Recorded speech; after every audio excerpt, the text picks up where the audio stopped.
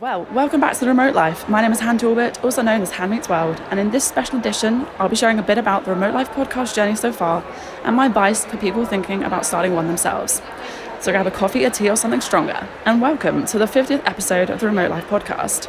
Live at the podcast show in London, and also a special shout out to Spiritland Productions for letting me use their studio space today.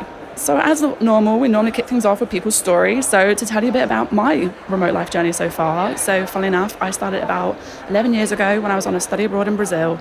And I was writing this little blog telling people about how to be an exchange student and how to live life in a very different culture to my own back then. And I turned to my friend back in 2014-ish and I said, right, I'm going to make a career out of social media.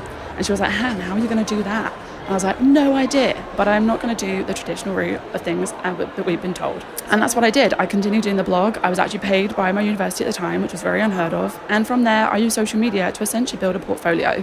I even actually did what we now call a social media campaign to secure my first job out of university. And I took it from there. So Han Meets World was very much built from a space of wanting to showcase how you don't have to do the traditional route and what we've kind of been told in the past is the best route to take in life.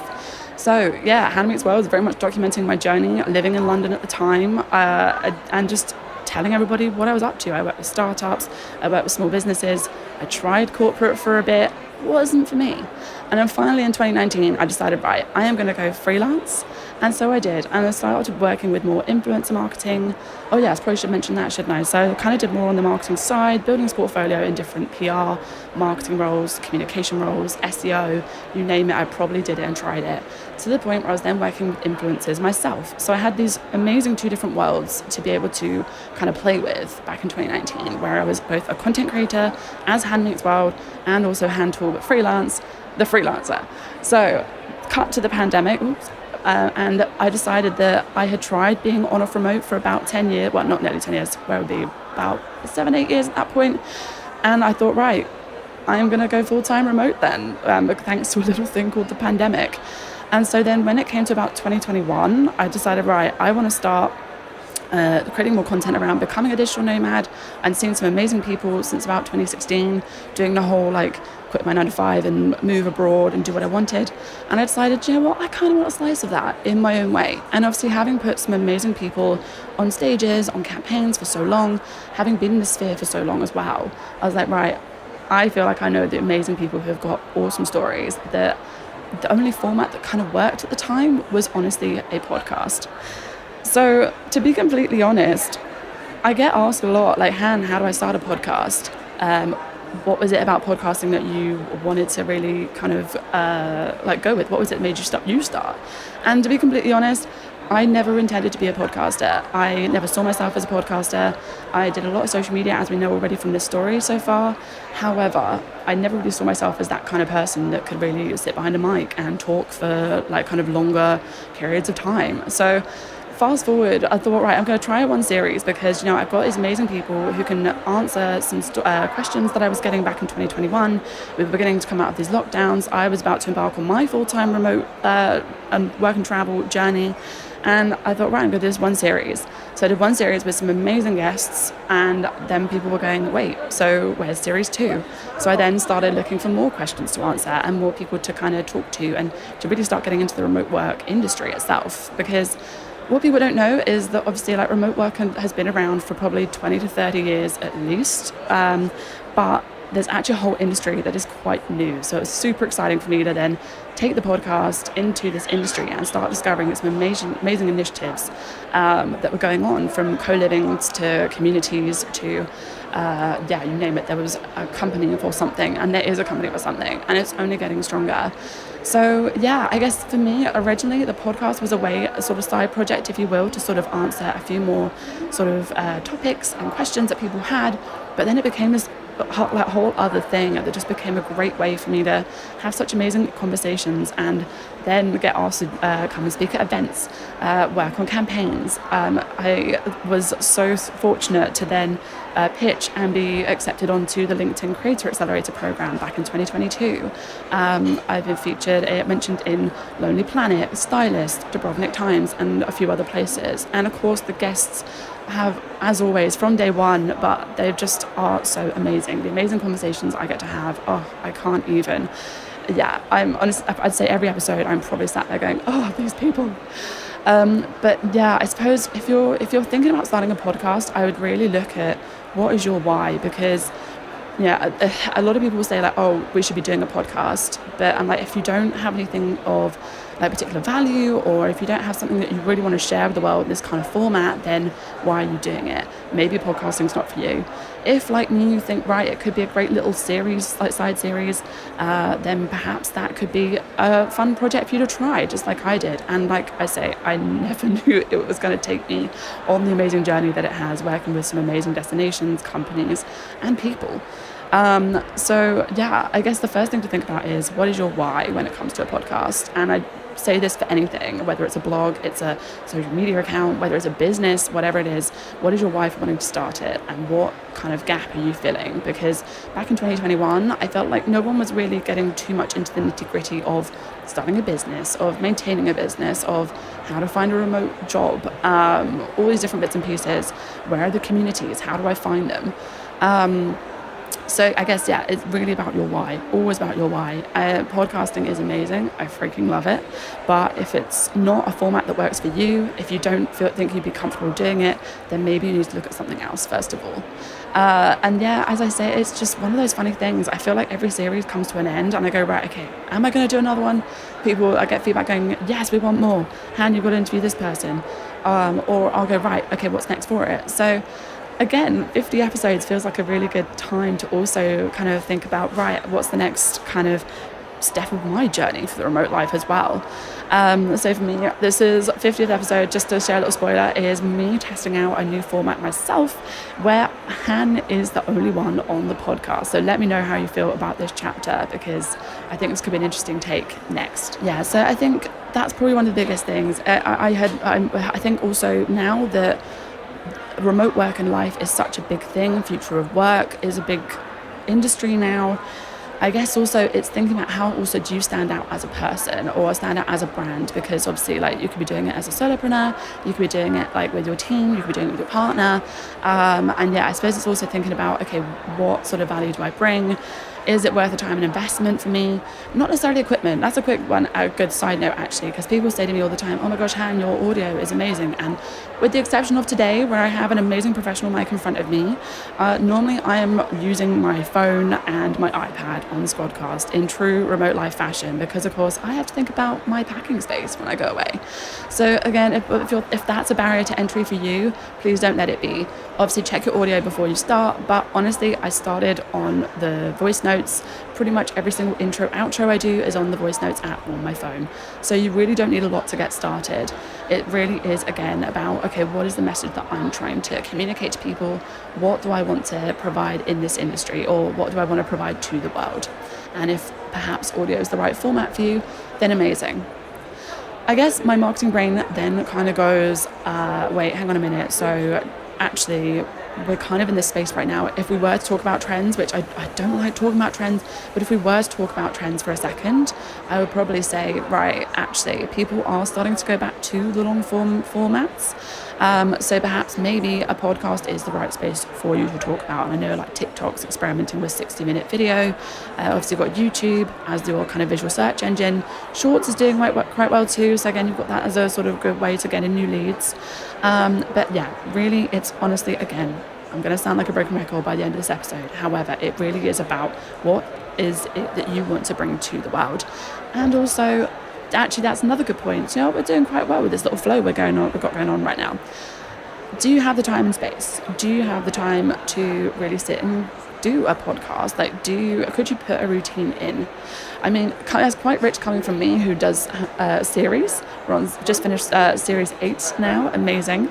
But this is, I guess, also why I want to try a solo format, because I would love to start trying to put in more time to regularly do podcasts, but it's not for everybody. I mean, if you are a full-time digital nomad traveling the world, you've got to factor in where you're at in the world, you've got to factor in your internet speed, you've got to factor in so many different things on top of normal life, I say in air quotes. So I guess also it's thinking about, do you have the time to even start a podcast? Because it's funny, like being here at this the podcast show this week. I've been speaking to so many people who are like, yeah, I've got 5 handles, I've got different URLs, I've got so many social media accounts that I've got to keep up with. And that's exactly it. Again, you've really got to think about, okay, will this fit into what I'm doing? Is it gonna work for my strategy? So as I said, when I started podcasting, it did, because there was no one else really no one else really doing long form audio, long form kind of conversations, really getting into the nitty gritty of what it means to be in the remote work and life space and doing that full time, having a flexible work, being transparent with what it actually means to be in this space. So yeah, I keep bringing it around. That's my consultation mind kind of working here, my consultant brain. But the thing is, at the end of the day, you've got to bring it back to your why. You've got to bring back to, okay, is this actually the right thing for me? And again, you can keep reevaluating that after every series. You can keep reevaluating after every 3 to 6 months. That's kind of the way we do things in business anyway.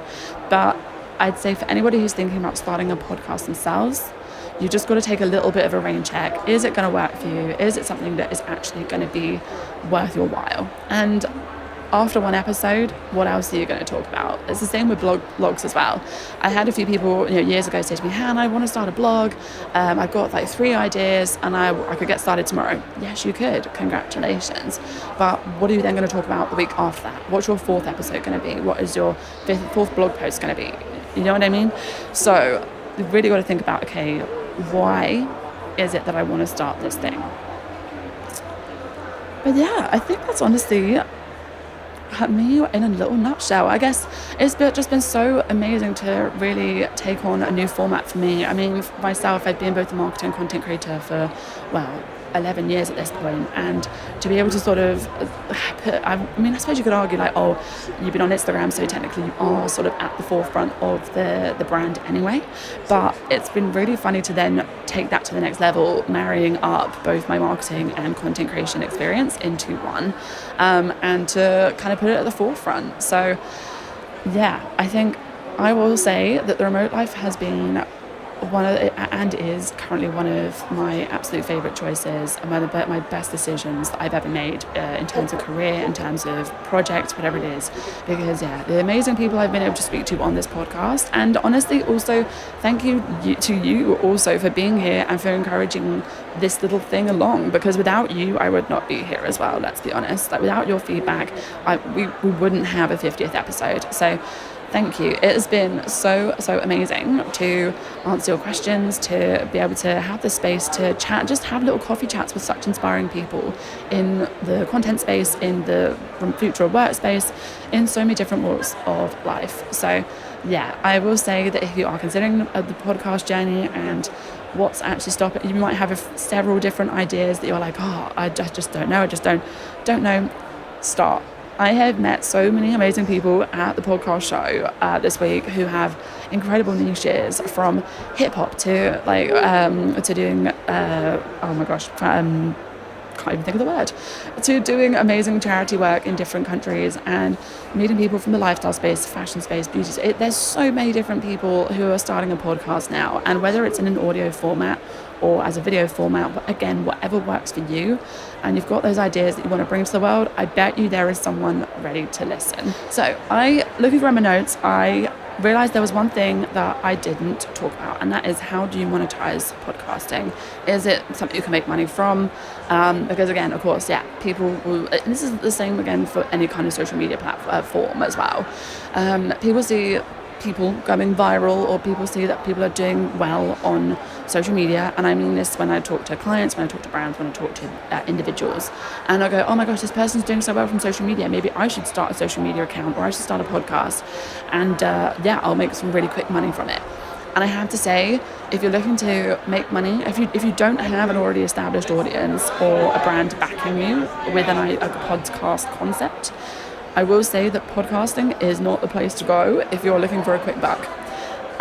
Again, I started this thing because I was like, right, I've got a load of, I feel like there's some questions that can be answered in the podcast format. And then the money for it, I'd say, or the opportunities that paid, didn't really start kind of manifesting, if you will, until about a year later, and that was from a grant that I received. So, and then honestly, the money itself for me has come from working on campaigns, working with different clients. It has not come from necessarily making money from different platforms or like monetizing AdSense, whatever it is. I'm super intrigued to see if that will work in this next chapter of the remote life. But yes, I will say if you are looking to get into podcasting for the money, possibly reconsider your strategy there. There are other places to maybe think about that could be a little bit quicker, but as with anything, whether it's a business, whether it's a social media platform, you kind of got to be in this thing for the long run. So again, maybe have a think about, could I test a podcast series, see how that works?